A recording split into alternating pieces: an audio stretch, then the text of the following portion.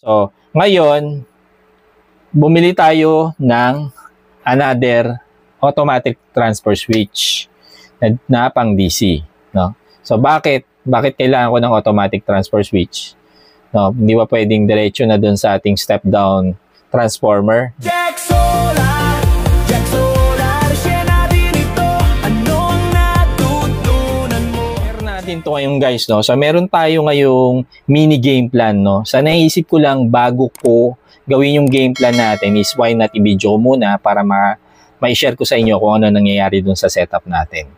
So ngayon guys, meron akong bagong DC load. So yung DC load ko is galing sa kwarto ng mga bata, yung mga anak ko. So dalawang DC fan, no? May bago akong biling DC fan na 12 volts. So ang plano ko is yun nga, papalitan yung AC fan nila doon, gagawing DC fan na.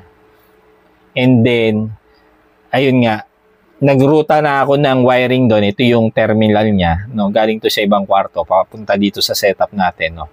So ito yung susuplayan natin ng 12 volts, no? Na power supply, no? So, ngayon, bumili tayo ng another automatic transfer switch na pang DC, no? So, bakit kailangan ko ng automatic transfer switch? No, hindi ba pwedeng diretso na dun sa ating step down transformer, no? Ito, no? Pwede siya. Kaya lang guys, hindi na ang solar naman kasi is weather. So minsan walang harvest, no? So paano ko masusuplayan ng power yung 12 volts pan kung dedicated lang siya doon sa solar power? Paano kung lobat yung battery ko? So kailangan meron tayong backup input. So yung backup input natin, dito natin nilalagay yung 12 volts na sinusupply naman ng ating distribution utility, pero gumamit tayo doon ng, syempre, para ma-convert siya sa 12 volts, gagamit tayo ng power supply. So, meron tayong power supply dito from AC to DC. So, yun ang ilalagay dito sa ating backup input. Common input is solar. Then, yung output is dito na lahat ng load, no? So, plano natin, pagsasama-samahin na natin itong mga, pag connect-tayin natin sa output, i-connecta naman natin dito sa binili natin na DC extension, no? So yan. So bali ito, from step down transformer, kokonekta siya dito sa ating automatic transfer switch. Yung output naman nito is kokonekta dun sa input ng ating DC extension. Then yung output niya is dito na. Pwede nating connecta lahat ng ating possible na DC loads. Ayan guys. So, balitaan ko kayo later. Ngayon, nandito tayo sa kwarto ng mga bata. So, para sa natutulog sa taas, guys, nag-install tayo ng wall fan, no? Na 12 volts. Ayan, A-Stec brand. Para naman sa baba, is meron tayong nilagay na stand fan sa kanya. So, same brand siya, guys, no? So, lahat ng 12 volts fan ko is A-Stec brand ang ginamit natin. Tapos, kung susundan natin yung power source niyan, so, itong cord na to, is dito yan papunta, no? Meron tayong connector dito na nilagay, and then itong isang cord na nakikita nyo, papunta yan dun sa ating wall fan. Then dito sa right side, ito yung ating power source, which yung dulo nito is papunta na dun sa ating solar setup. One eternity later. At ito na nga guys, no? So nakabit na natin yung ating DC automatic transfer switch, no? So ang common power niya nga is, or primary power niya is galing dun sa ating step down transformer, no? Kasi 24 volts yung ating dito, voltahe ng ating battery, no, ng Gen5 power. Kaya kailangan natin ng step down transformer. So i-output niya is 12 volts na. Yun na magiging common power or primary power ng ating automatic transfer switch, no? Ang secondary power niya naman or backup power niya is galing doon sa ating DU, distribution utility, which is gumamit pa tayo muna ng power supply kasi itong ating mga load dito is puro 12 volts, kaya kailangan natin ng power supply, no? Tapos yan, nakasaksak yan sa Meralco, sa linya ng Meralco. So ngayon hindi siya nag-output kasi naka-off yung output ng power supply, pati rin tong step down transformer. So unahin muna natin on yung step down transformer. Pag in-on nyo yan, Magsusupply na siya ng power dyan. And yung output pala natin, kinabit natin dun sa ating DC extension. So, mamamonitor nyo yung consumption ng inyong mga load pag meron kayo nitong DC extension. So, ganun nga ang ginawa natin, no? So, pinadaan natin dito sa DC extension. And then, dito sa output, no? Naglagay ako ng wire pa dyan. At, dito natin kinabit yung load natin doon sa kabilang kwarto, no? Ito. Ngayon. Itong wire na to, no? So, meron tayong connector lang dito.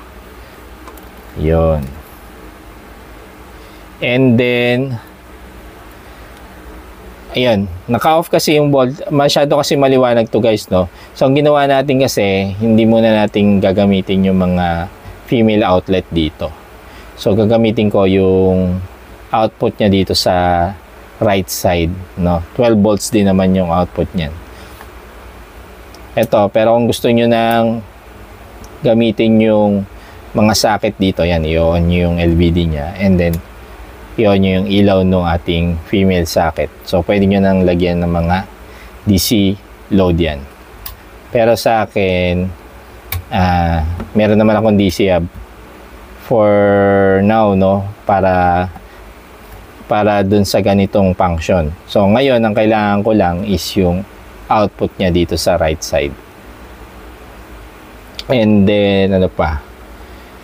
Ayun, ngayon, 12.3, dahil nga activated yung ating, makikita nyo dito, no? 12.3 volts, ito yung voltage ng ating common power or primary power. Ngayon, pagka halimbawa na low voltage disconnect yan, no? Ito, meron tayong LVD dito, no? Dun sa ating 24 volts. Pag nag-disconnect yan, mawawala ng power, ng supply power itong ating step-down transformer. So, i-simulate lang natin, no? So, papatayin ko na lang sa switch. So, magdi-disconnect yan ng ganyan. Mawalan siya ng power, no? Kung walang backup yan, no? Kung walang supply backup power yan, hindi niya na masusupply yung mga load natin. Kaya, ang ginawa natin is meron tayong backup from power supply na magsusupply ng 12 volts na voltage output. So, ngayon, i-out ko lang, no? Para makita nyo. Yan. Pag in-output ko yan, susupply ngayon ng 12 volts yung ating mga load, no? Susupply niya ng power. So, tuloy pa rin, no? Tuloy pa rin yung pag-utilize natin ng mga DC loads natin kung meron tayong backup power, no? Kaya, yun ang naisip ko dyan kung bakit nagdagdag ako ng automatic transfer switch. Ang nakikita nyo ngayon ay yung normal na condition na ng ating setup, no? So, itong ating step-down transformer is lagi na siya naka-on, no?